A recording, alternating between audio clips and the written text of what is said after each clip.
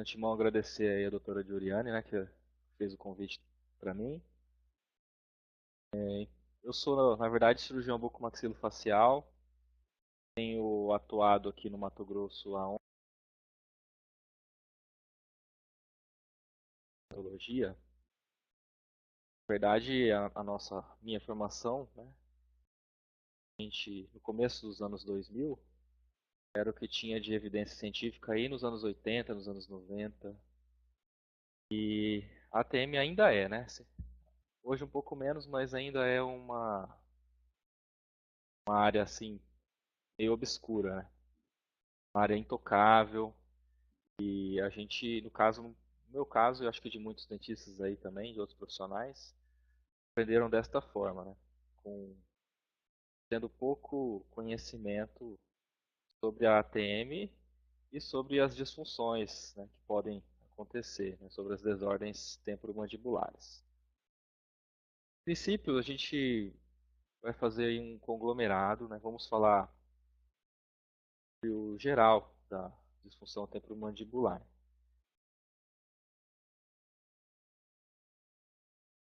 Primeiro, então, o que seria basicamente essa disfunção temporomandibular?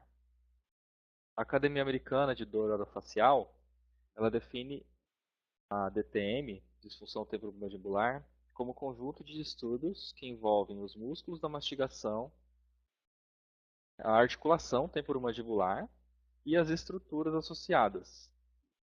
Quais estruturas associadas? A gente vê bastante assim, os pacientes com queixa.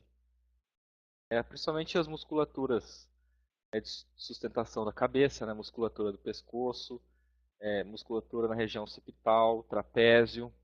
Então, seriam essas aí as musculaturas, região cervical, também dos ombros, aqui do trapézio, que também vem até a região posterior da cabeça.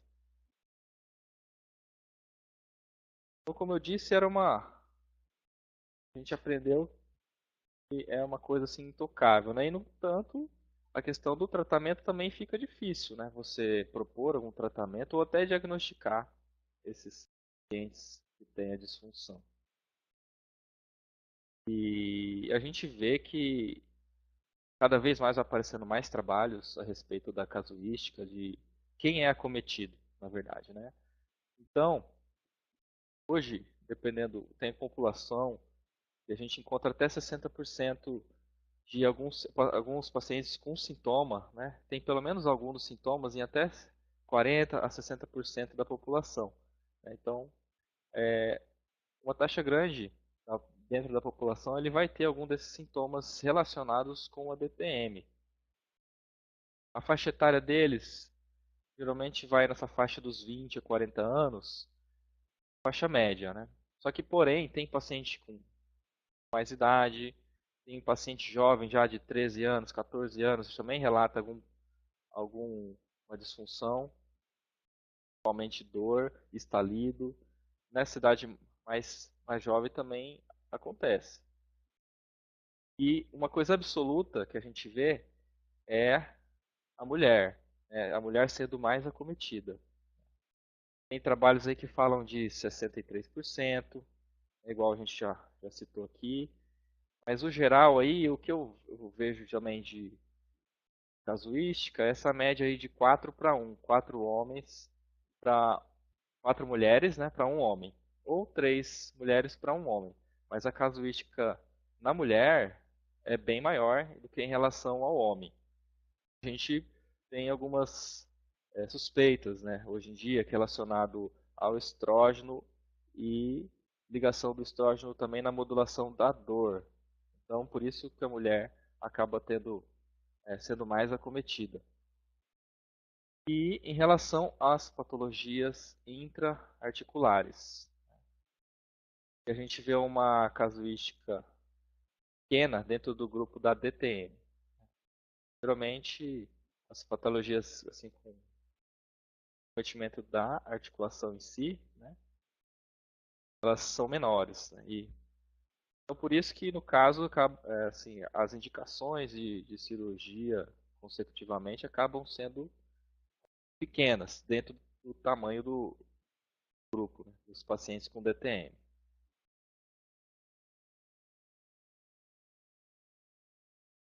Se o ritmo tiver um pouco rápido, tá? E tiver alguma dúvida, a gente, como o Kleber disse, a gente também vai ter algum tempo para responder depois, tá? Mas esse feedback do tempo aí, a gente vai tentar poder falar pausadamente aqui, com tempo para poder entender esse assunto. Por que a gente começa a ver um pouco de dificuldade no diagnóstico da TTM?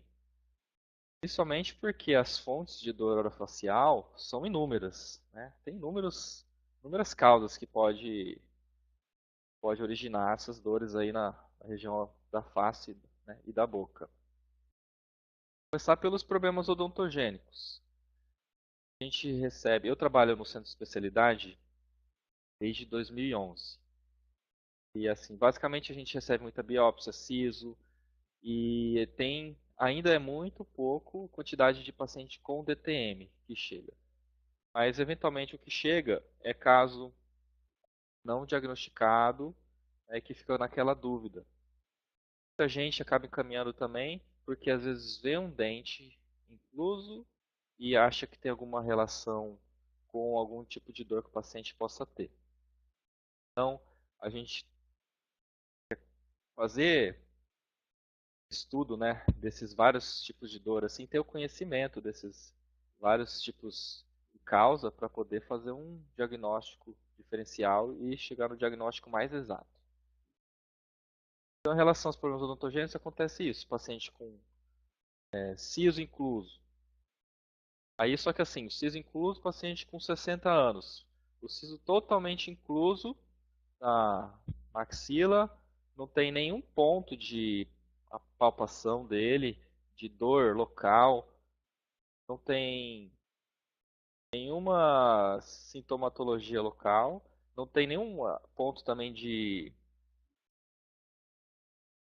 o dente esteja aparecendo na boca, né? O dente totalmente incluso, assim, sem contaminação, né, de placa, no caso, né? Ou chance de ter alguma infecção local do elemento. Linfonodo também a palpação normal, sem dor a palpação. Então, algumas vezes, quando atrapalha na prótese, ou dependendo da possibilidade de formação de cisto, eu removo, né? Mas paciente com mais idade, assim, às vezes eu acabo até mantendo o dente. Eu faço alguma preservação até tomar a decisão se eu vou tirar ou não. Os problemas odontogênicos, no caso relacionado com a DTM, a gente vê paciente com o quê? Hipersensibilidade dentinária. Também é difícil de diagnosticar. Você tem que verificar se tem lesão cervical não cariosa, fazer os testes com ar, para ver se tem dor com ar, né, se tem dor na história do paciente, com alimentação, com ácido, com doce, com gelado, para a gente conseguir fechar esse diagnóstico da hipersensibilidade. E pode aumentar, principalmente as lesões de abfração, né, com a parafunção. Então, às vezes, pode ser algum sinal que a gente fica de olho para fazer essa correlação. Aí você pode só tratar a hipersensibilidade, tudo bem, mas você vai ter que verificar outras coisas também nos dentes. O quê? Essa questão da recessão gengival e do facetamento de ponta de cúspide, facetamento dos caninos primeiro, né? Primeiro começando os caninos. Para a gente ter uma ideia se o paciente está fazendo algum hábito parafuncional. A questão das cefaleias, né, pode ser relacionado também com a DTM. Muitos pacientes, até porque a gente vai ver aqui nas considerações anatômicas, o tamanho da musculatura que envolve os músculos da mastigação, ele envolve grande parte da cabeça. Então, é muito comum que o paciente também tenha cefaleia. E a gente vai também, por exclusão, outras, fazendo nossa anamnese, né? Por exemplo, o paciente com hábito de, hoje em dia, né, celular, fica com o celular lá, sei lá, 6 horas por dia, 8 horas. Fone de ouvido, com fone de ouvido muito alto, luminosidade muito alta. Então, esses pacientes, às vezes, eles vão ter uma cefaleia, né, por questão também postural, né? Às vezes pode ter essas dores por questão postural, né? Mas também, que nem eu falei, o brilho excessivo no olho, muito, vendo muito perto, muito tempo.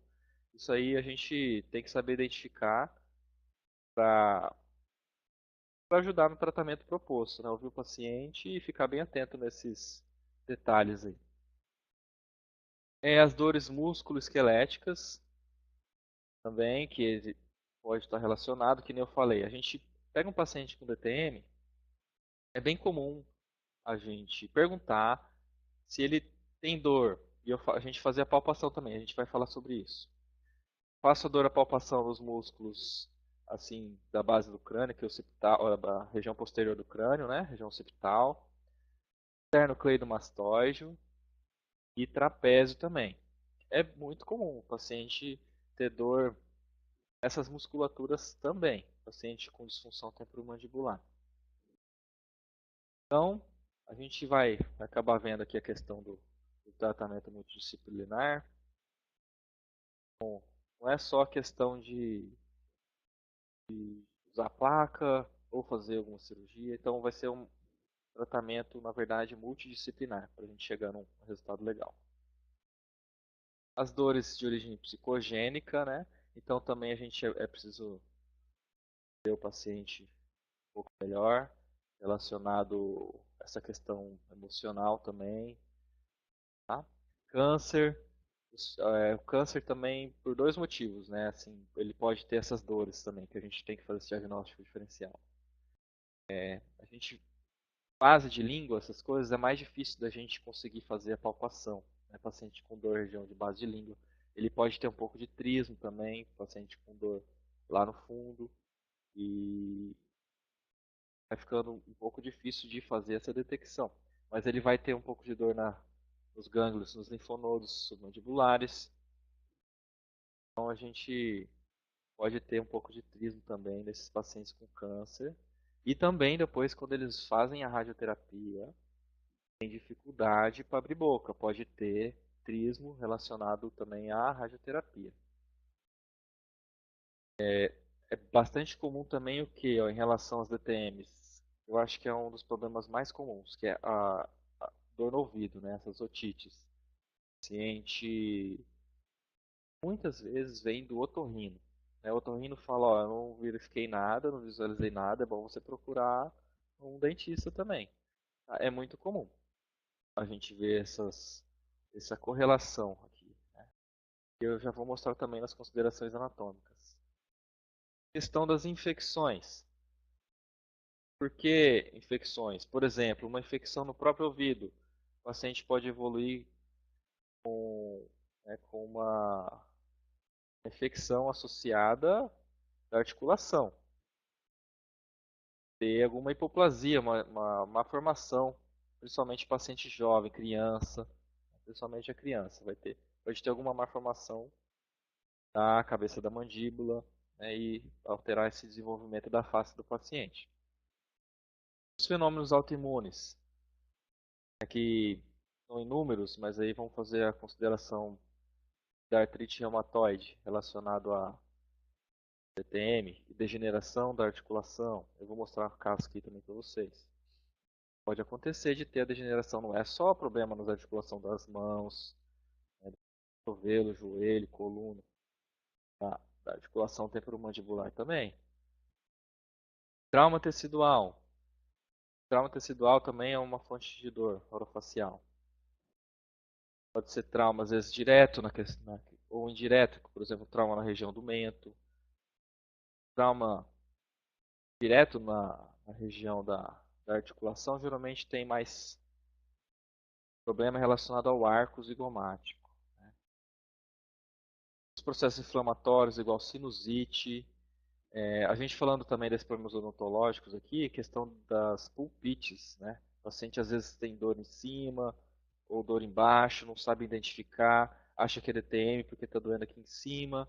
Aí acontece também de caminhar para a gente para verificar se tem alguma DTM e a gente localizar algum dente com pulpite. E as dores neuropáticas, né, que seriam as nevralgias, ou aquelas regiões que o paciente já fez alguma cirurgia, uns 2 anos, por exemplo, aí ele volta a sentir uma dor naquele local, né? Ficar com alguma sensibilidade naquela região. Então, em relação a essas dores associadas a DTM, vamos lá, então.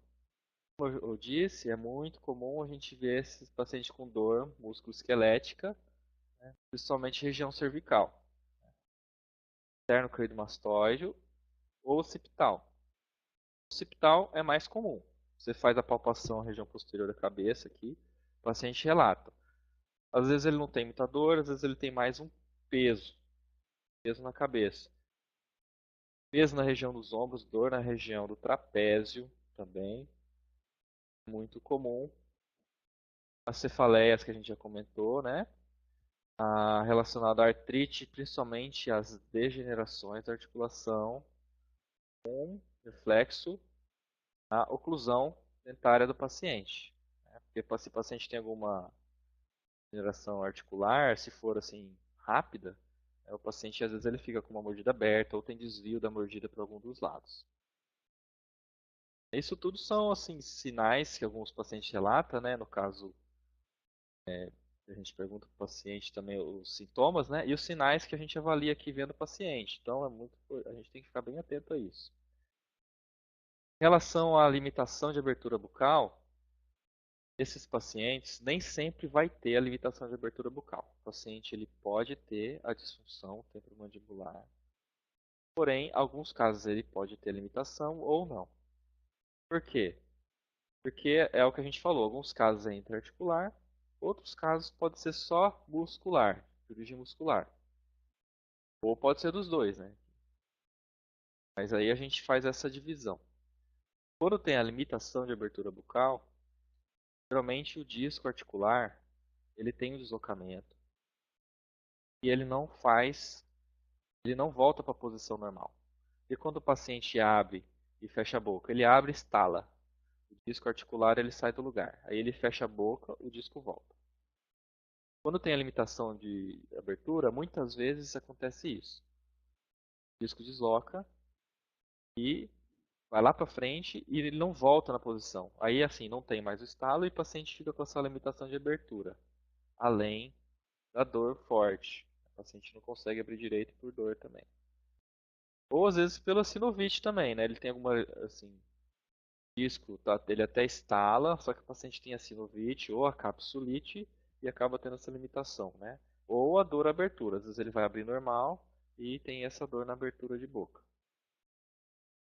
Então, como a gente falou também, além da dor das cervicais, região dos ombros, também ele pode ter dor, com certeza, né? Porque a disfunção é dos músculos da mastigação, dor nos músculos da mastigação. Masseter, temporal, e os pterigoideus, medial e lateral. O paciente também pode relatar o que? Disfonia. O que é disfonia? Às vezes, dificuldade, né, na fala. Ou cãibra. O paciente pode sentir cãibra. Cãibra na língua, cãibra na mandíbula. E, e principalmente ver alguns pacientes também com disfonia associada.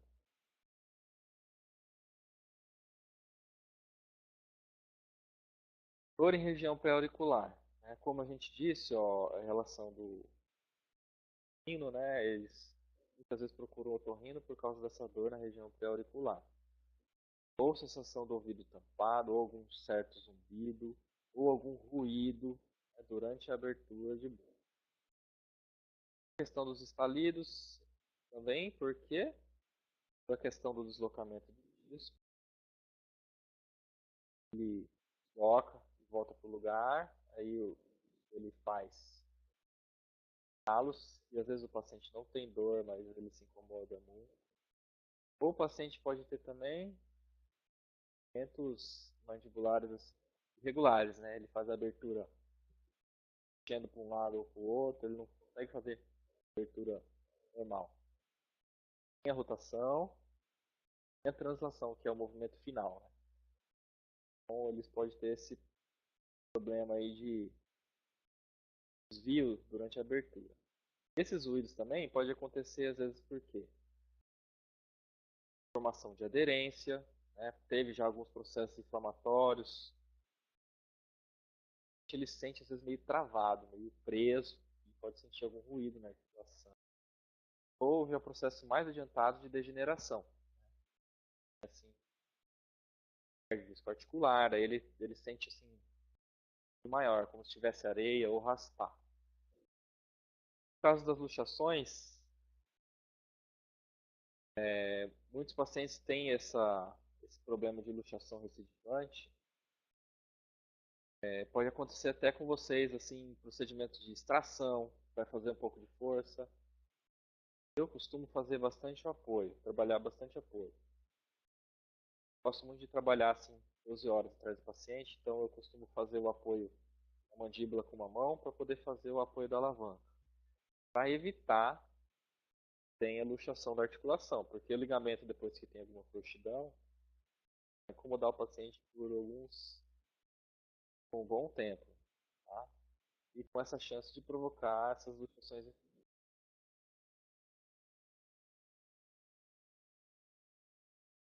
Então vamos a essas considerações anatômicas, né?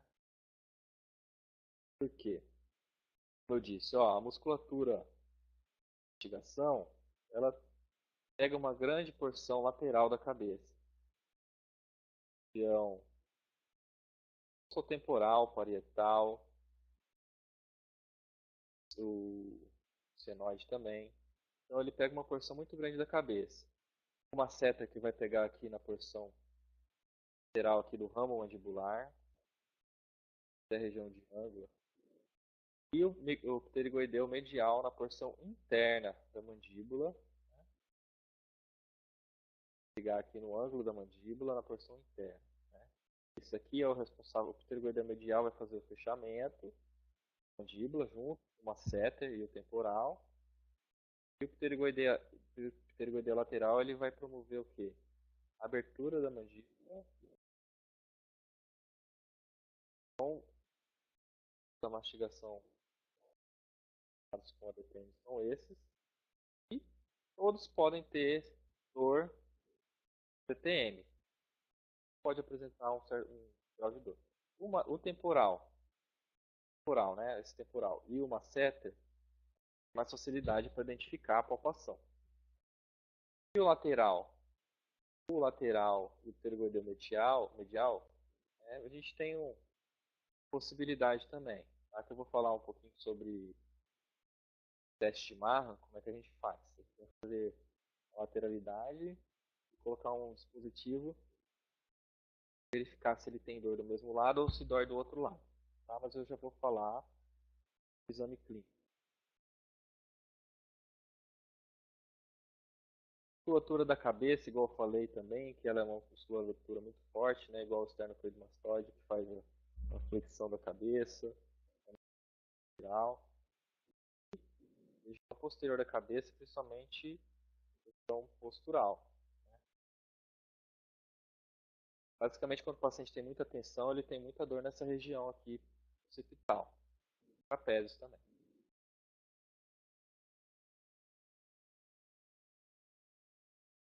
Bom, aqui eu tenho uma ilustração aqui da articulação. Coloquei exatamente para a gente ver o que? Essa relação da articulação com o ouvido. Isso é muito próximo. Bastante próximo. Então, é assim, chega alguns... Desde que esses sintomas chegam a ser ouvido também, né? Por exemplo, uma sinovite. Todo inflamado aqui,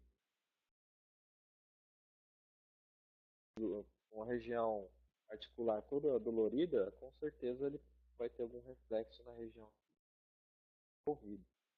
A dor de dente a gente já tem, né? Essas dores também complexas, fica difícil de localizar. Então seria isso aí, ó. Essa aqui é uma anatomia normal da mandíbula, cabeça da mandíbula, né? Observada sem haste, a eminência articular, cabeça da mandíbula. E nesse meio aqui, visualiza geralmente o quê? Disco articular. Que não tá, né? Porque só tá a parte óssea, não tem. Agora ele fica entre esses dois ossos aqui, osso temporal, né, eminência articular e cabeça da mandíbula.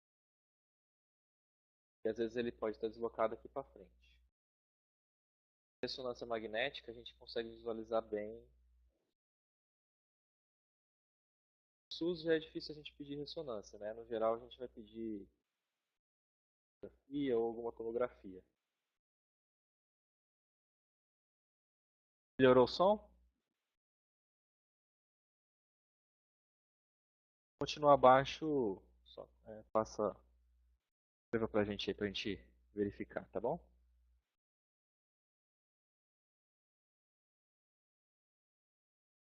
Ah, vamos lá então, em relação à etiologia da DTM. Basicamente, três. Trauma, né? Pode ser um trauma direto, situação, né? Algum trauma que possa envolver a cabeça da mandíbula, que possa ser envolver a articulação diretamente. Pode ter também algum tipo de trauma relacionado à parafunção, né? Ao trauma articular, no caso eu estou falando, tá? Sobrecarga da articulação e relacionado aos fatores psicossociais, aos traumas também, igual a gente comentou, a questão da luxação, né? Paciente ter alguma da TM, ou algum trauma também, ou foi fazer alguma extração, pode acontecer de ter essa frouxidão dos ligamentos aí também. Fatores psicossociais. Quão envolvidos, né? Quão envolvidos estão? Muito envolvidos, né? Questão de ansiedade, depressão, é muito comum, bastante comum a gente faz esses questionamentos aí para o paciente. Eu costumo fazer isso também. Pergunto para o paciente se ele teve algum episódio de estresse, de maior tensão. E eu acho que a maioria aí chega com essa resposta de que está vivendo um momento um pouco mais conturbado, teve algum problema que deixou assim psicologicamente abalado. É bem comum pacientes relatarem algum tipo de problema, né, relacionado ao estresse, né? Em relação também à ansiedade e depressão, né? Esses pacientes eles têm um grau maior de dor. Além da fibromialgia, o paciente também pode relatar essas dores articulares, dor de disfunção temporomandibular, né? Porque fica mais difícil o paciente desligar, né? Ele não consegue desligar e ele começa a fazer o quê? Provocar esses traumas, né? Da mastigação, o cara ele começa a ter parafunção, ou o bruxismo noturno, né? Que é involuntário, ou questão do apertamento. Às vezes durante o dia mesmo ele tá apertando. E fatores fisiopatológicos, né? Questão hormonal, como a gente comentou já da mulher, pacientes com doenças autoimunes também pode acontecer. Questão do ácido úrico também, alguma coisa que pode ter a artrite rosa, né, que chama, um problema relacionado com a dor articular também, tá bom? A dor nas outras articulações e também da boca. Então são esses três fatores aqui, todos juntos, né? Por isso que o tratamento vai ficando assim um pouco mais complexo, mais difícil. Mas a gente vai ver o quê? Basicamente, o tratamento a gente inicia com um tratamento conservador, né? Nunca vai fazer alguma coisa mais, um procedimento mais invasivo. Primeiro a gente faz o tratamento mais conservador, depois vai selecionando algum tratamento mais invasivo. A não ser que já tenha indicação absoluta. Eu, como cirurgião bucomaxilo, vou dizer assim, eu não sou do que fica já querendo operar, não. Então a gente faz primeiro esse controle aí. Faz o protocolo de tratamento conservador, peça as ressonâncias, peça o exame de imagem, E faço retorno, reavalio e vejo cada caso aí a indicação. Mesmo eu que assim que sou cirurgião, às vezes eu pego paciente que já vem de muito tempo, né? Alguns outros tratamentos, inclusive tratamentos irreversíveis. A gente acaba tendo que ir para algum procedimento cirúrgico. E na classificação da DTM, eu preferi simplificar, tá? Ficar como? Como, assim, dividir em muscular, tá? Muscular e articular, tá bom?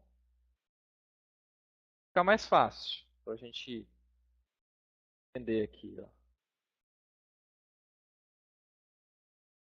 Como eu disse, os desarranjos articulares, eles são em menor grau. Ele tem menos queixa. Geralmente, a maioria das vezes é disfunção muscular. Então, acho que a gente fica mais fácil. Dentro das articulares, a gente vai verificar o quê? Aqueles deslocamentos do disco, né? Com redução ou sem redução. O que é isso?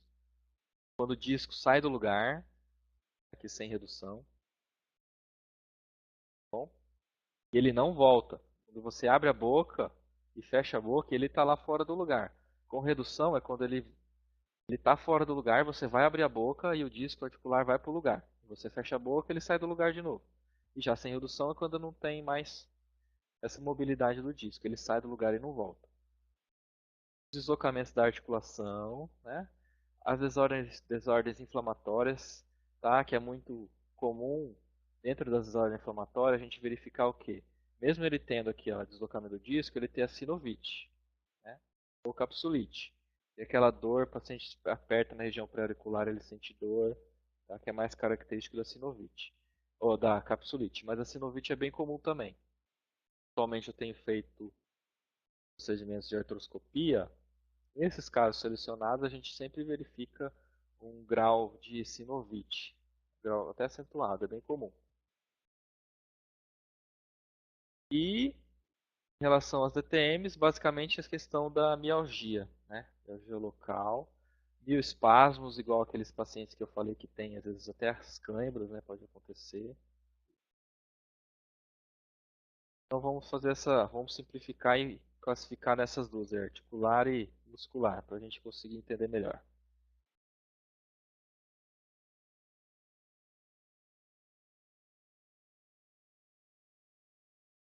Então, tá, a gente já viu a questão da etiologia, tá, com relação com as várias causas de dor, né, orofacial, a gente aprendeu a fazer o diagnóstico diferencial. Temos também a questão das considerações anatômicas, né, para entender um pouco melhor essa região e da ATM e musculatura da mastigação. Comentei também basicamente sobre a questão do fator psicogênico também, né? Então a gente faz essas anamneses aqui para auxiliar nesse nosso caminho. O paciente tem alguma ansiedade, algum grau de medo, depressão, fobia, se passou por algum momento de estresse assim mais acentuado, a gente fazer um tratamento mais abrangente e tenha atividade, né, no nosso tratamento. Já no exame clínico, o que a gente vai fazer? Fizemos questionário de saúde, depois vamos lá, palpação, verificar a movimentação da mandíbula, verificar a oclusão dentária e também fazer a ausculta da TM. A gente pode fazer essa ausculta da articulação. Palpação. Como é que a gente faz a palpação? E digital na musculatura mesmo, né? Região temporal, região pré-auricular, região do masseter,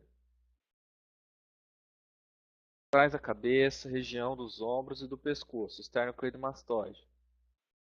Faz a palpação e faz as marcações, tá? Até para você fazer o retorno do paciente, você não vai lembrar. Se você não marcar, você não vai lembrar. Quanto tinha de quais os grupos musculares que estavam envolvidos. e se ele tinha alguma limitação de abertura na movimentação. Eu sempre faço também essa quantificação da abertura de boca, se tem algum desvio na abertura, se a mordida está em posição, o que também eu costumo perguntar. O paciente ele faz a mordida unilateral. O paciente às vezes que não tem dente do posterior de um lado, então ele faz a mastigação só do outro lado, 100% das vezes, né? Então o que que acontece? Ele pode ter uma degeneração maior da articulação contralateral.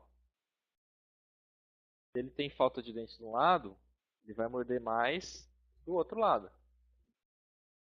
Então, ele mordendo mais desse lado, ele vai ter mais degeneração dessa articulação, que essa articulação aqui vai trabalhar mais. O método de excursão da mandíbula vai ser assim, ó, abre e fecha. Se ele morde mais desse lado aqui, então essa articulação aqui vai trabalhar mais, que vai fazer sempre o movimento de excursão. Então a articulação contralateral pode ter um desgaste maior.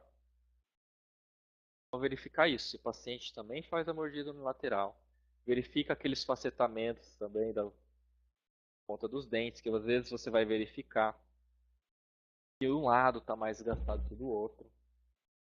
Outras vezes o paciente também tem algum hábito noturno, por exemplo. Ele tem a parafunção bruxismo, só que ele só dorme desse lado. Então, vai acabar que ele vai ter mais desgaste na ponta de dente do outro lado. Assim, é rotineiro nele. Essa mordida contralateral, né? Ele vai acabar desgastando mais um lado dos dentes do que o outro, e tendo assim um pouco de degeneração maior de uma na articulação do que a outra. Então é bom verificar isso. Orientar o paciente a distribuir bem a mastigação, fazer a reabilitação se ele precisar, né? Faltou dente, fazer a PPR se ele puder fazer. Tá bom? Essa questão do sono também, ele só dorme de um lado, mas aí depois a gente vai falar também o que ele pode fazer. É a questão da reeducação postural global, o tratamento com a fisioterapia, e com a fonoaudiologia também. A questão da ausculta, né? Às vezes a gente não consegue ouvir, mas com a ausculta fica um pouco mais fácil para verificar os cliques e os ruídos, tá? Ruídos articulares. Então a gente pode fazer o uso dessa ausculta quando a gente não consegue ouvir claramente. Você pode ajudar a gente nesse diagnóstico, tá bom? Em relação aos exames de imagem, raio-x, tomografia computadorizada e ressonância magnética. Todos têm grande valia, né? Às vezes o paciente ele faz só uma panorâmica, a gente consegue ver como é que está o facetamento, o espaço articular. Às vezes eu estou aqui no interior, só tem máquina de raio-x médico. Pode pedir uma lateral oblíqua da mandíbula. Faz a lateral oblíqua da mandíbula, aí ele consegue visualizar o contorno da articulação e do ramo, né, e do côndilo. Para você ter uma ideia relativa aí. O paciente às vezes tem uma mordida aberta, para você ter uma ideia se tem algum tipo de degeneração na parte óssea. O ideal é fazer os dois aqui, né? Uma tomografia e a ressonância. O ideal é se conseguir fazer esses dois. A tomografia, que nem a gente falou, vai ver a parte óssea, né? Igual ao raio-x, só que a gente vai conseguir visualizar aquela visão volumétrica, né? As imagens em 3D. Isso aí também ajuda bastante. Nas hiperplasias de côndilo, porque também pode acontecer algumas patologias da articulação, né? Que a gente achar que está com alguma TM, disfunção temporomandibular, e o paciente tem alguma patologia na articulação. E a gente, para acompanhar e ver se tem a necessidade de uma terapêutica cirúrgica. Então, a tomografia e a ressonância são importantes. A ressonância também a gente verifica o quê? Basicamente, tecido mole, a gente consegue ver a musculatura, consegue ver a efusão, se tem assim edema dentro da articulação, e consegue ver a posição do disco articular. Se o disco articular está deslocado, e não voltou para a posição, abertura no fechamento. Alguns locais eles fazem até a imagem dinâmica, né? Uma abertura progressiva. Também ajuda muito. Tá? O que seria de avaliações complementares? Avaliação médica. Igual a gente comentou, ele vem do otorrino.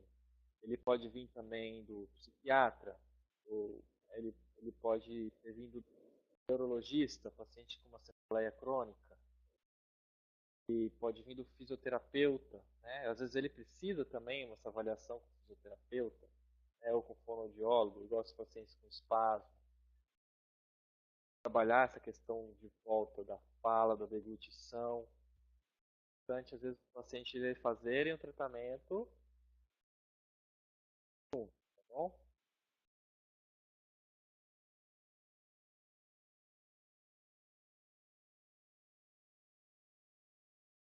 Não pode atrapalhar também e às vezes um falar uma coisa, outro fala outra, às vezes acontece também, né?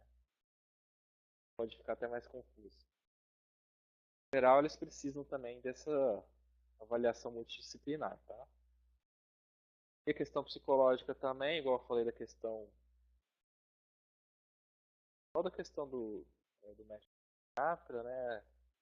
Das fobias, estresse, né? Desse comportamental que pode ajudar ele a ter algum controle, tá? E realmente ele passar e essa carga, esse estresse e diminuir os apertamentos ou parafunção. Vou ter um Szinho para mim.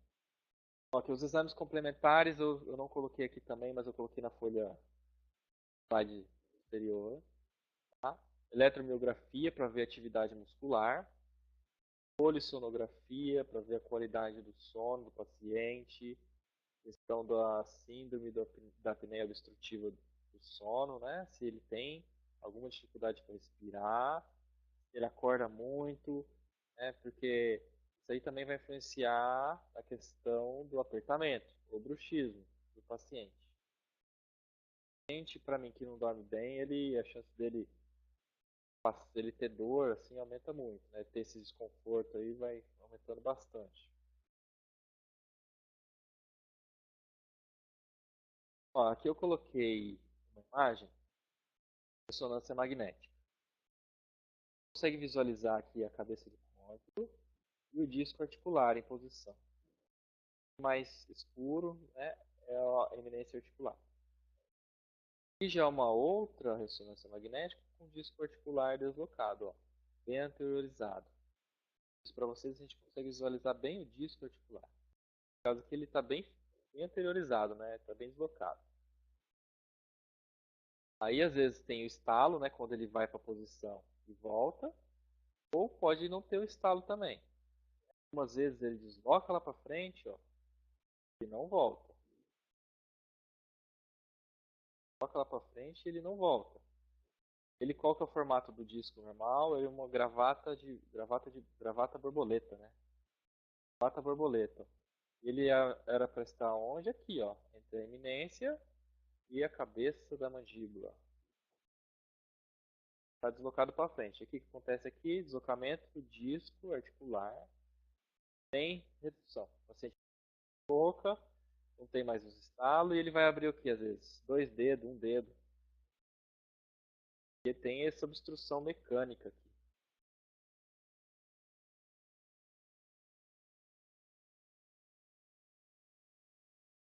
Em relação aos exames laboratoriais, né, também dos exames complementares, a gente pode pedir uma gama de exames aí, ó, dentro do hemograma e do exame de sangue, ó, e a questão, o paciente tem algum tipo de problema reumatoide, né, que é o fator reumatoide, anticiclina, corpo antinuclear, saber se o paciente tem algum tipo de artrite, artrite reumatoide também, é importante a gente identificar precocemente. TR para saber se tem alguma inflamação também, né? A gente evita. Ácido úrico, igual eu falei, da questão dos mais, né? A gente pode pedir ácido úrico. Colesterol, frações, paciente com colesterol alto pode ter o quê? Maior problema de pressão arterial, dor de cabeça também, a gente também pede, tá? E avaliação médica também, eu comentei da questão do neurologista, mas ele também muitas vezes tem necessidade de um endocrinologista, né, para fazer essas situações aí, às vezes com tiroidismo, tá bom?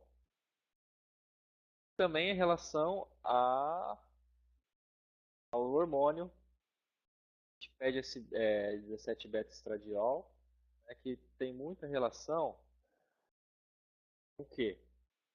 Gente que tem um nível baixo de 17-beta-estradiol pode ter bastante degeneração da articulação.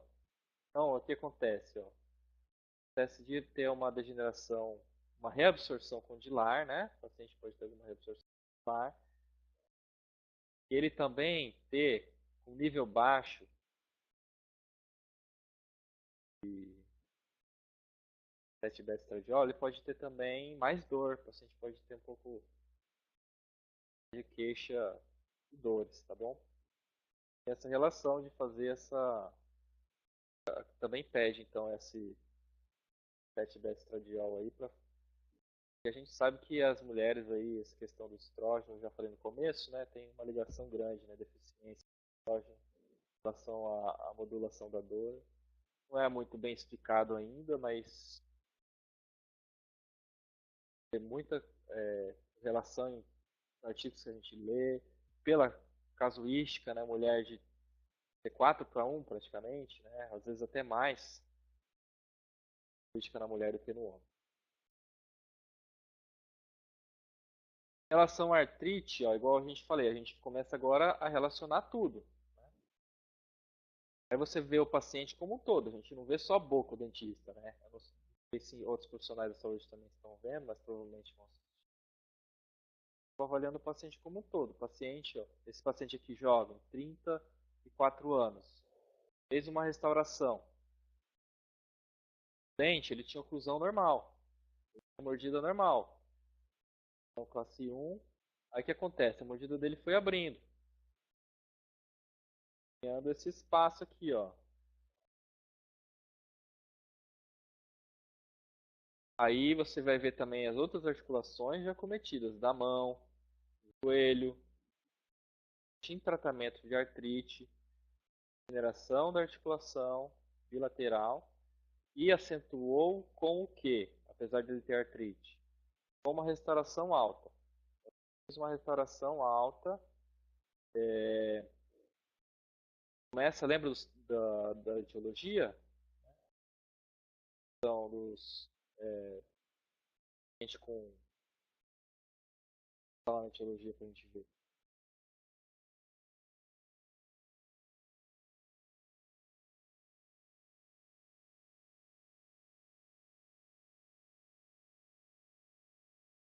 Gente com fator psicopatológico, né? Ou fisiopatológico, desculpa, né?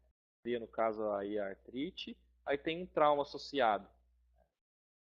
Um trauma associado. O que vai acontecer? Então temporomandibular. No caso dele, evoluiu para degeneração da cabeça do côndilo e da eminência.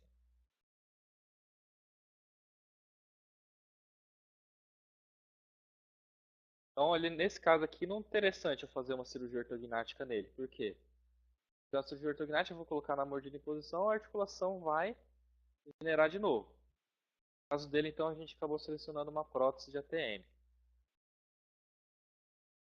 Tem uma correlação também grande em relação à alta pressão, formação de caderina, tá? E estimula o quê? Adesão. Estimular a adesão celular. Aí, a articulação também acontece muito de paciente ter adesões dentro da articulação. E esse deslocamento do disco sem redução pode acontecer também, né? Por quê? Porque pode ter esse problema aí da pressão, né? Faz aquele trauma constante e facilitar a formação de adesões na articulação. Essa aqui é uma outra paciente com artrite, ó, degeneração da articulação esquerda, um direto desvio da linha média. Esse aqui é sutil, mas a gente no exame clínico começa a avaliar, né? Direto desvio daqui do lado direito, aqui, ó, do lado esquerdo, né?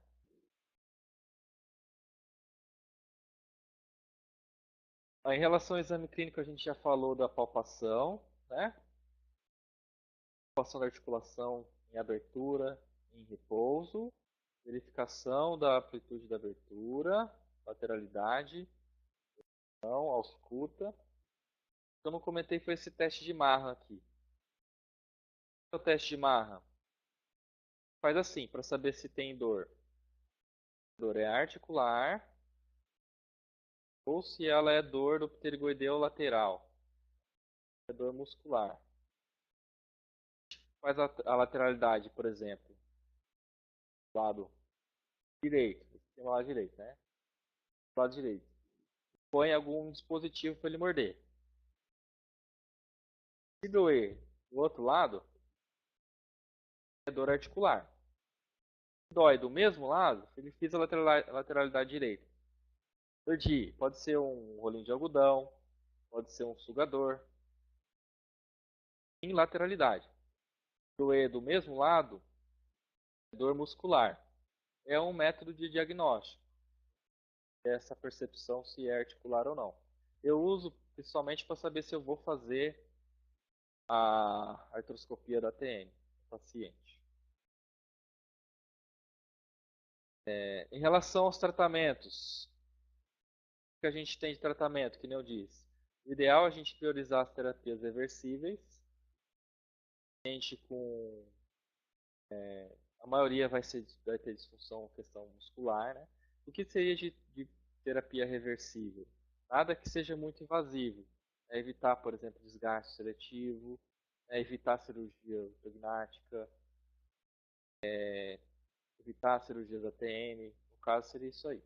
Controle da sintomatologia, vai ver também as medicações, uso da placa. Próximo slide que a gente já vai ver. E restabelecimento da anatomia funcional. Em alguns casos eu sou favorável sim.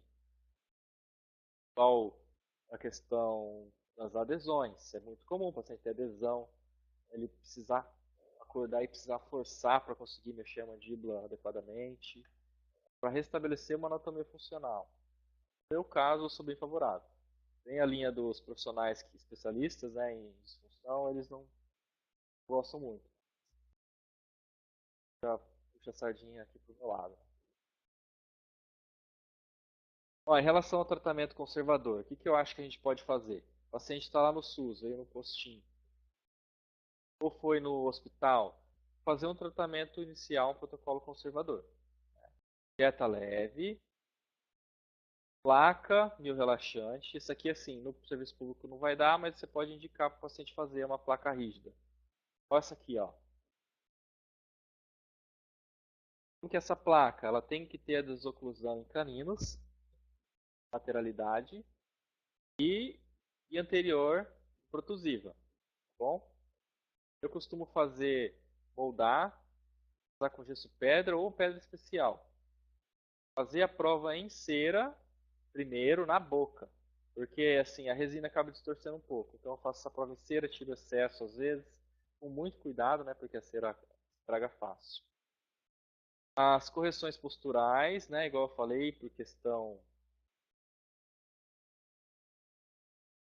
correlação com as dores corporais aí que o paciente tem, né? Também vai influenciar essa questão do apertamento do paciente. Recomendo também compressa morna. Por que compressa morna? Para relaxamento da musculatura.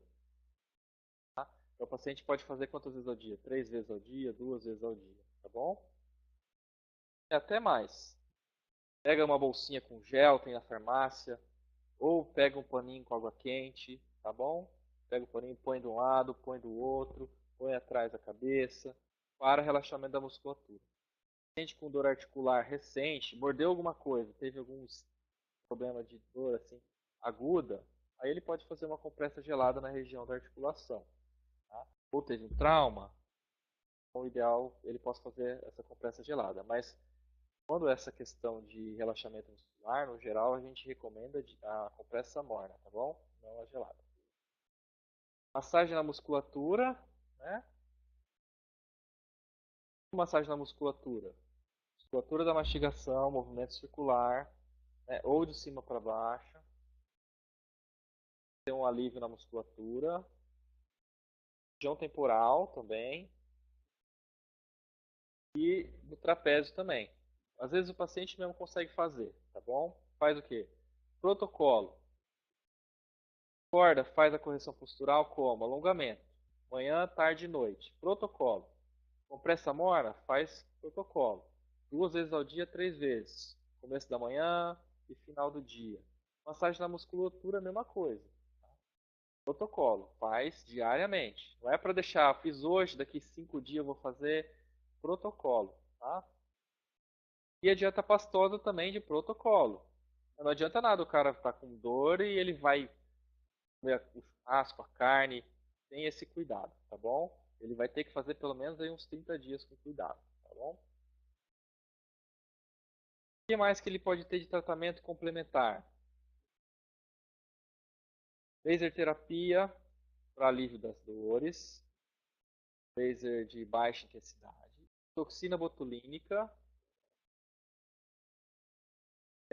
pode ser feito. Aí é uma questão de também se avaliar. Né? O paciente está tomando remédio todo dia. Vai indicar para ele fazer a toxina botulínica. Em alguns casos, de repente, seja melhor do que o paciente tomar remédio aí 2 meses seguidos. Então, com hipertrofia muscular ou uma dificuldade grande da adesão ao tratamento conservador, tá bom?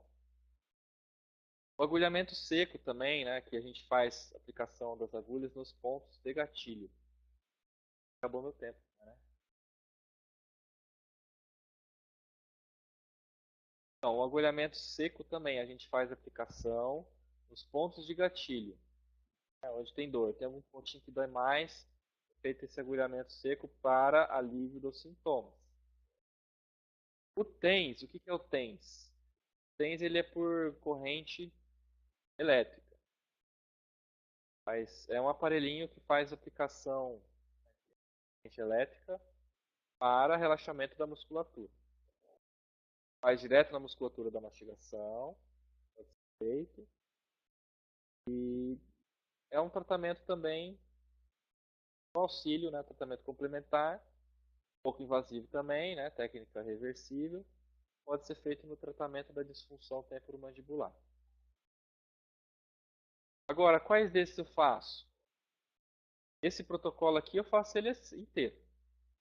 Seriam assim esses 5. Dieta pastosa, correção postural, fazer os alongamentos corporais de protocolo. Igual vai fazer exercício. Cabeça, ar, braço. Pega na ponta do pé. Estica a coluna bem, estica os braços. Então, protocolo. Dieta pastosa. Questão da placa. Alongamento corporal. Massagem da musculatura e medicação. Seriam esses 5 aí, tá bom? Aí depois, paciente, às vezes eu recomendo algum outro tratamento complementar. E às vezes eu gosto também. Gosto de usar também a toxina, não sempre, mas em alguns casos que o paciente já passou da segunda semana, terceira e está tem bastante dificuldade de adesão ao tratamento, às vezes eu acabo fazendo também a toxina e o laser. O laser também não funciona. Ah, mas todas essas aqui têm uma eficácia boa em relação à DTM. Porque a DTM a gente não fala também de cura, falar de controle. Não vai falar para o paciente, ó, vou curar a sua DTM. E é um pouco mais complicado, mas a gente vai falar para ele de controle. Melhora de qualidade de vida controle. Tá. Agora, alguns complementos complementares, alguns tratamentos complementares, né, mais um pouquinho já mais invasivos, que seria a viscosuplementação, a artrocentese, a artroscopia e as cirurgias da ATM. Vamos lá. Em relação à viscosuplementação, o que é viscosuplementação? É a injeção de ácido hialurônico dentro da articulação. Para quê? Melhora na lubrificação da articulação, tem alguma analgesia e melhorar essa movimentação mandibular, diminuição da dor. O paciente relata melhora na diminuição da dor quando faz a viscosuplementação. Porém, eu recomendo sempre fazer a artrocentese junto. O que é a artrocentese? A gente faz aqui, igual a terceira foto aqui, faz uma lavagem da articulação. E lava a articulação. Faz 2 portais. Fica, né? Tem algumas medições para a gente fazer essa identificação dos portais. Uso tragos como referência. E tem umas medidas assim, mais exatas para conseguir fazer esses portais. E faz a lavagem da articulação primeiro para quê? Há processo inflamatório, incluir a questão das adesões. A artrocentese também é boa nas luxações do disco articular, né, no deslocamento do disco, sem redução, aquele paciente que não consegue abrir a boca direito mais. Então a gente faz essa lavagem, faz essa remoção desse líquido sinovial aí, inflamado. Aí sim eu acho que a viscosuplementação ela vai ter um efeito melhor. Tá? Fazer diretamente só a viscosuplementação. E a artroscopia, que já é considerada uma cirurgia minimamente invasiva. Que? A gente vai fazer o que na artroscopia? Vai fazer inserção de uma ótica na articulação. Faz um portalzinho também para a saída do soro.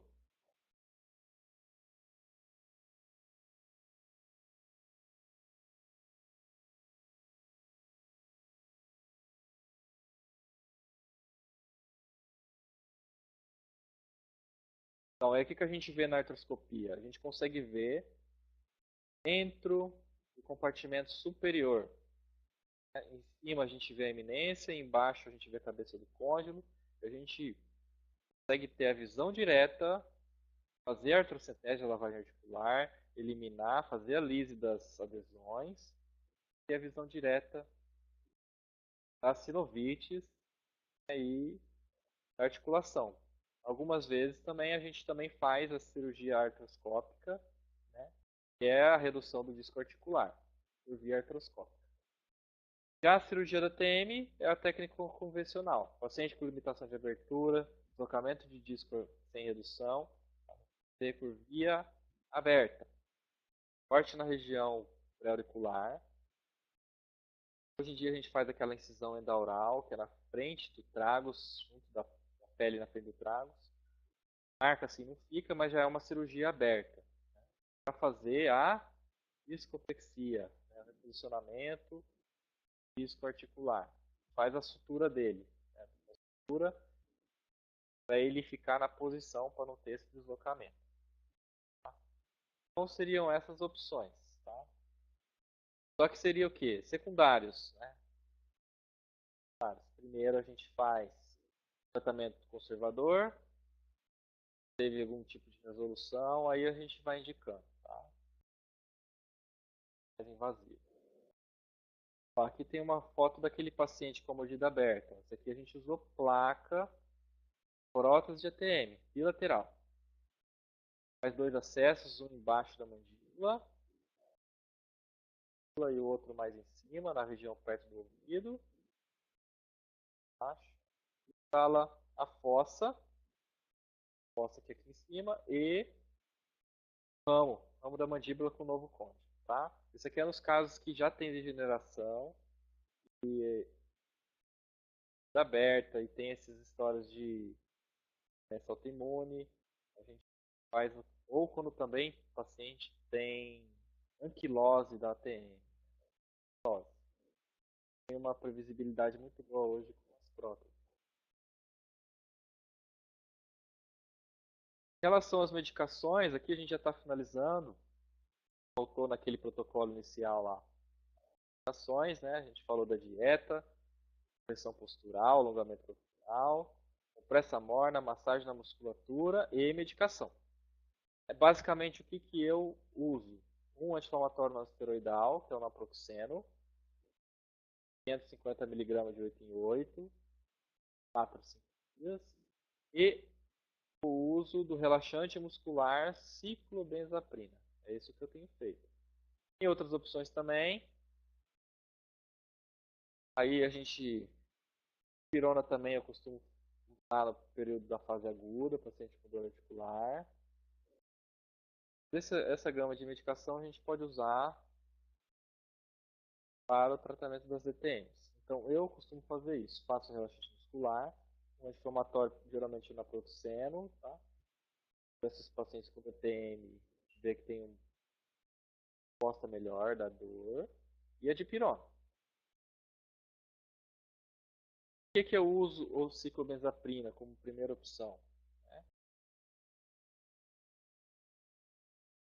Por essas respostas próprio, né, do próprio medicamento em relação à analgesia, ao relaxamento muscular, em relação aos outros grupos. Né? A gente vê ela promovendo mais relaxamento muscular. Então ele tem um efeito melhor em relação ao bruxismo e no sono. Então esse aqui é o meu de primeira escolha. Tá? E alguns pacientes às vezes já vêm fazendo uso de amitriptilina, aí ele tem um resultado muito bom também. Muitas vezes eu não passo junto, às vezes eu vejo com o médico a possibilidade de a gente suspender temporariamente, né, e fazer essa troca. Fazer quando o paciente não está tendo melhora. Se ele está usando a amitriptilina e está com melhora, ótimo, tá bom? Então esse aqui geralmente é o meu de primeira escolha. E voltando aqui no nosso tratamento, igual eu falei, geralmente conservador. Em alguns casos a gente depois avalia para fazer algum procedimento um pouco invasivo. Avaliação multiprofissional, né? Psicólogo, médico, fonoaudiólogo para a questão da terapia de motricidade oral, tá? Dicção da fala, som da respiração e fisioterapia também. Paciente com DTM, muitas vezes, que nem eu falei, eu recomendo dieta pastosa, aquele protocolo lá. Eu evito fazer muito, trabalhar muito, passar muito. Eu faço as massagens igual eu oriento a fazer, né? Circular ou de cima para baixo, leve. E seria isso aí, gente. Agradeço aí a oportunidade ao pessoal do Telesaúde, aqui é o Kleber Giuliani. Tem o meu e-mail aí, meu celular, tá? Meus celulares. Se precisarem conversar comigo, vou ficar à disposição. Ainda falta bastante no políticas públicas, né, para adesão desse, incluir a disfunção ou essas desordens temporomandibulares aí. Esses pacientes às vezes eles ficam perdidos, né, em relação a esse tipo de tratamento. Então ainda falta um pouco, mas a gente percebe que assim está mudando e nós vamos fazendo essa mudança, né? A gente vai fazendo essa mudança aí, conseguindo levar aos pacientes mais informação. Então é isso aí, galera. Um abraço a todos, tá? Foi um grande prazer. Tchau, tchau.